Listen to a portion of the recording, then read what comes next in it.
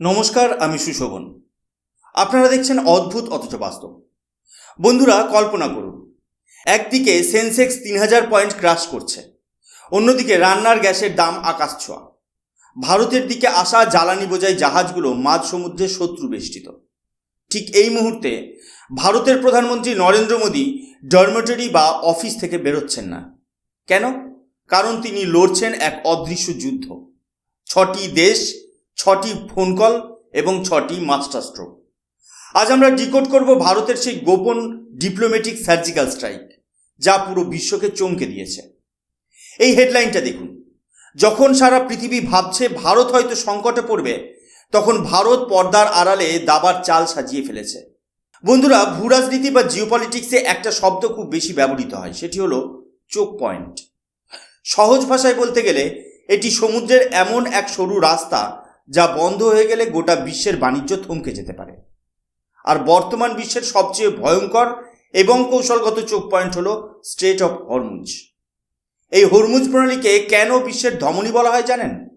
কারণ প্রতিদিন বিশ্বজুড়ে যে পরিমাণ পেট্রোলিয়াম বা খনিজ তেল সমুদ্রপথে পরিবাহিত হয়, তার প্রায় 20% থেকে 30% এই সরু পথ দিয়েই যায়। এর এক পাশে ইরান এবং অন্য পাশে ওমান। ইরান এবং আমেরিকার এই সংঘাত কিন্তু আজকের নয়, এর শিকড় লুকিয়ে আছে 1979 সালের ইসলামিক রিভলিউশনে। তখন থেকেই ইরান বারবার হুমকি দিয়ে আসছে যে যদি তাদের উপর কোনো বড় হামলা হয় তবে তারা এই হরমুজ প্রণালী বন্ধ করে দেবে। আর যদি একবার এই পথ বন্ধ হয় তবে বিশ্ববাজারে তেলের দাম এক ধাক্কায় $200 ছাড়িয়ে যাবে। ভারতের মতো উদীয়মান অর্থনীতির জন্য এটি হবে একটি চরম বিপর্যয়। আমাদের জিডিপি থেকে শুরু করে সাধারণ মানুষের পকেট সব তাসের ঘরের মতো ভেঙে পড়বে। এই হেডলাইনটা খুব ভালো করে লক্ষ্য করুন। বর্তমান পরিস্থিতিতে যেখানে আমেরিকার মতো সুপার পাওয়ারকেও ইরান বিন্দুমাত্র তোয়াক্কা করছে না, সেখানে দৃশ্যটা দেখুন। ইরানের নেভি ভারতের পাইন গ্যাস এবং জগ বসন্তের মতো বিশাল এলপিজি ট্যাঙ্কারগুলোকে সসম্মানে পাহারা দিয়ে বা এসকর্ট করে এই যুদ্ধক্ষেত্র থেকে বের করে দিচ্ছে। পুরো বিশ্ব স্তম্ভিত হয়ে দেখছে যে ভারত কোন ম্যাজিক করলো। আসলে এই ম্যাজিকটি লুকিয়েছিল মোদিজির সেই প্রথম ফোন কলটিতে। এটি কেবল একটি সাধারণ অনুরোধ ছিল না, এটি ছিল ভারতের দীর্ঘদিনের বিশ্বস্ত সম্পর্কের ওপর ভিত্তি করে একটি স্ট্র্যাটেজিক ডিমান্ড। ইরান খুব ভালো করেই জানে, পশ্চিমের দেশগুলো যখন তাদের উপর নিষেধাজ্ঞা বা স্যাংশন চাপিয়েছিল, তখন ভারত তাদের পাশে দাঁড়িয়েছিল। রাশিয়ার পর ভারতই হলো ইরানের সবচেয়ে বড় বাণিজ্যিক এবং কৌশলগত পার্টনার। ভারত ইরানের চাবাহার বন্দরে বিনিয়োগ করেছে, যা ইরানের অর্থনীতির জন্য অক্সিজেন। তাই যখন মোদিজি ইরানের প্রেসিডেন্টকে কল করলেন, তখন ইরান ভারতকে ফিরিয়ে দিতে পারেনি। যেখানে অন্য দেশের জাহাজগুলো হামলার ভয়ে থরথর করে কাঁপছে, সেখানে ভারতীয় জাহাজগুলো ইরানের নৌবাহিনীর নিরাপত্তায় ভিআইপি এক্সিট পাচ্ছে। এটাই হলো নতুন ভারতের সফট পাওয়ার আর মোদিজির পার্সোনাল ডিপ্লোমেসির আসল সার্থকতা। কিন্তু বন্ধুরা, দাবার বোর্ডে শুধু একদিকের ঘর সামলালেই কি জয় নিশ্চিত হয়? একদমই নয়। ইরান যদি হরমুজ প্রণালীর একদিকের মালিক হয়, তবে তার ঠিক উল্টো দিকে, অর্থাৎ সেই মরণ ফাঁদের অন্য প্রান্তে বসে আছে ওমান। ভারত খুব ভালো করেই জানে যে শুধু ইরানকে খুশি করলেই হবে না। যুদ্ধের এই উত্তাল সমুদ্রে ভারতের জ্বালানি জাহাজগুলোকে রক্ষা করতে হলে ওমানের সহযোগিতাও সমানভাবে প্রয়োজন। তাই মোদিজির দ্বিতীয় ইমার্জেন্সি কলটি গেল ওমানের সুলতানের কাছে। ওমান বরাবরই ভারতের একজন শান্ত, ভদ্র এবং বিশ্বস্ত বন্ধু।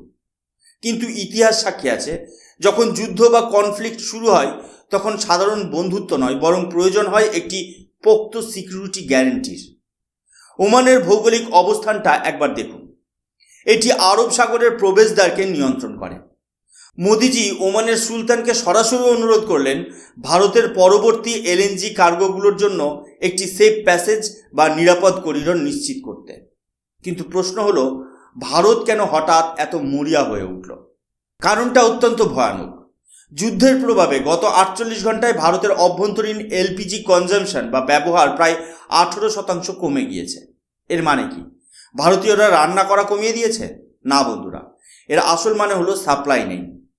ভারতের বড় বড় শহরের কমার্শিয়াল কিচেন এবং রেস্টুরেন্টগুলো গ্যাস সিলিন্ডারের অভাবে বন্ধ হওয়ার উপক্রম হয়েছে। সাধারণ মানুষের রান্নাঘরে বা হেসেলে হাহাকার শুরু হওয়ার আগেই মোদিজি ওমানের সাথে এই ব্যাকডোর ডিল বা পর্দার আড়ালে চুক্তিটি সেরে ফেলেছেন। এর ফলে কি হলো? ওমান তাদের জলসীমায় ভারতীয় জাহাজগুলোকে বিশেষ সুরক্ষা দেওয়ার প্রতিশ্রুতি দিল, যাতে ভারতের ন্যাশনাল এনার্জি গ্রিড কোনোভাবেই কোলাপস না করে। এটাকে বলে প্রাক প্রস্তুতি। সমস্যা দরজায় কড়া নাড়ার আগেই ভারত তার সমাধান পকেটে ভরে রেখেছে। এটি ওমান ভারত সম্পর্কের এক অদৃশ্য শক্তি, যা যুদ্ধের মাঝেও আমাদের জ্বালানি নিরাপত্তাকে নিশ্চিত করেছে। ভারতের তৃতীয় ইমার্জেন্সি ছিল অর্থনৈতিক।